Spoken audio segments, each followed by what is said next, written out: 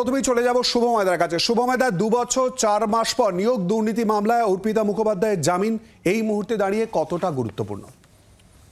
দেখুন, বিষয়টিকে দুটি দিক দিয়ে দেখাই ভালো। প্রথম হচ্ছে আমাদের দেশের যে আইন ব্যবস্থা তার একটা দীর্ঘসূত্রিতা থাকে এবং একই সঙ্গে যে তদন্তকারী সংস্থা তাদেরও কিছু সীমাবদ্ধতা থাকে। এই দুই মিলিয়ে একজন মানুষের যে অধিকার, একজন কাউকে অভিযোগ করা হলো কারোর বিরুদ্ধে, তিনিও তো কোর্টে যাবেন, তারও তো উকিল থাকবে।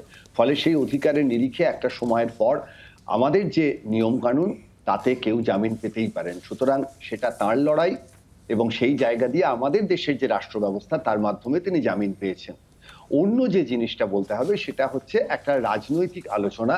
সেই আলোচনা অবশ্যই সেই আলোচনার তীর যাবে বিজেপি এবং তৃণমূলের আন্ডারস্ট্যান্ডিং এর দিকে। অর্থাৎ যে আলোচনার কথা তাদের বিরোধী দলগুলি বলবেন, অর্থাৎ এই মুহূর্তে কংগ্রেস বা সিপিএম এর লোকেরা বলবেন, সেটা হচ্ছে যে একেবারেই বিজেপির মূল শত্রু হচ্ছে বামপন্থীরা বা কেন্দ্রে কংগ্রেস, এবং সেক্ষেত্রে তৃণমূল কংগ্রেস তুলনামূলকভাবে তাদের বন্ধু।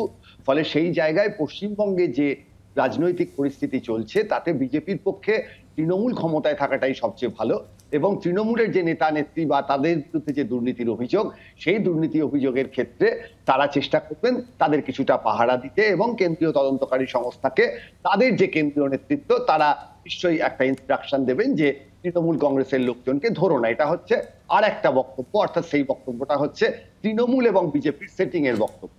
কিন্তু এটা সঙ্গে বলে নিতে হবে যে তৃণমূল এবং বিজেপির যে সেটিং এর বক্তব্য, সেই বক্তব্য কিন্তু সাধারণ মানুষের কাছে এখনো পর্যন্ত কোনো নির্বাচনী ফলাফলে প্রত্যক্ষ করা যাচ্ছে না। মানুষ কিন্তু এই সেটিং এর গল্প ভুলে গিয়ে তারা তৃণমূলকেই ভোট দিচ্ছেন, বা দ্বিতীয় স্থানে অনেকটা পিছিয়ে গেলেও বিজেপি থাকছেন, এবং বামপন্থী বা কংগ্রেসরা এখনো সেভাবে ভোট বাক্সে প্রভাব ফেলতে পারছেন। শুভময়দা, আসবো আপনার কাছে আবারও। আমরা একটুখানি, যেহেতু আপনি বামপন্থী এবং কংগ্রেসের কথা বললেন, দুজনের একটু প্রতিক্রিয়া নিয়ে নেবো এক্ষেত্রে। সৃজন আমাদের সঙ্গে রয়েছে। সৃজন, অর্পিতা মুখোপাধ্যায়ের জামিন তোমার চোখে?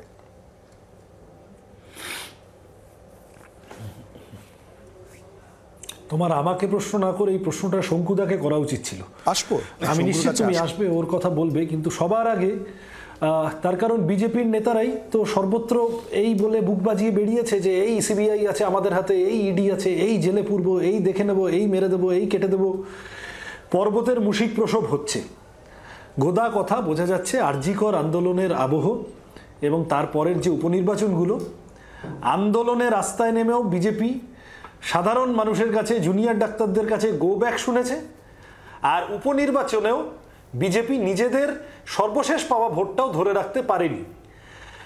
আমাদের কথা ছেড়ে দাও, আমরা তো প্রান্তিক তৃতীয় শক্তি হয়ে শুরু করেছিলাম, আমাদের আলোচনায় পরে আসবো। কিন্তু ইন্টারেস্টিং হচ্ছে বিজেপির ডিক্লাইন। বিজেপি আন্দোলনের রাস্তায় দাগ কাটতে পারছে না, বিজেপি ভোটের রাস্তায় তৃণমূলের থেকে পিছিয়ে পড়ছে। ফলত বিজেপির নেতারা বুঝেছে যে পশ্চিমবঙ্গে রাজনৈতিক দল হিসেবে বিজেপির ভবিষ্যৎ বিপদাপন্ন। তাহলে কি করা যায়? সিপিএম যদি আবার উঠে আসে, কংগ্রেস যদি আবার উঠে আসে, খুব বিপদ। তাহলে দরকার নেই বাবা, তৃণমূলকে সাহায্য করে দাও। যে কারণে আরজি করার সময় আরএসএস এর মাথায় এসে কিন্তু অর্পিতা মুখোপাধ্যায়ের জামিনের সঙ্গে এর যোগাযোগ কেন তোমার মুখ থেকে আসছে? মানে কেনই বা এই প্রশ্ন করছে? এর যোগাযোগ এই কারণেই, কারণ কেন্দ্রীয় সরকার, সিবিআই, ইডি, এদের অটোনমি, এগুলো আমরা মানে এত গল্প কথা খুব ভালো, কিন্তু বিজেপির সরকার থাকলে সিবিআই, ইডির যে পরিমাণ অপপ্রয়োগ বিভিন্ন রাজ্যে আমরা দেখেছি, বিজেপির সরকার চাইবে আর সিবিআই, ইডি পার্থ চ্যাটার্জিদের চোখে দেখা কোটি কোটি টাকা সেখান থেকে দুর্নীতি বার করে শাস্তি দিতে পারবে না, তা হয় না। এই যে অর্পিতা দেবী জামিনে মুক্তি পেলেন, কয়েকদিন আগে অনুব্রত মণ্ডল মুক্তি পেলেন, হয়তো দুদিন পর পার্থ চ্যাটার্জিও মুক্তি পাবেন।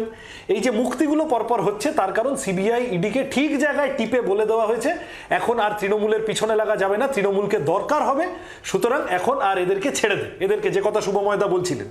ফলত তারই এক্সটেনশন হলো এখন অর্পিতা দেবীর জামিন।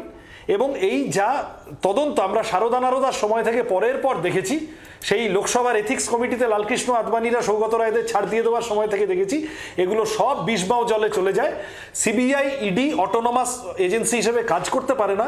কেন্দ্রীয় সরকার, তৃণমূল কংগ্রেস, দিল্লির বিজেপিকে সেট করে ফেলে, ফিট করে ফেলে, আম পাঠিয়ে ফেলেন। এখানে শঙ্কুদারা চিৎকার করে, কিন্তু শঙ্কুদাদেরকে ছাগলের 3 নম্বর বাচ্চা বানিয়ে দিল্লির বিজেপি নেতারা তৃণমূলের নেতাদের সাথে সেট করে তৃণমূলের যাবতীয় অপরাধ ক্ষমা করে দেন।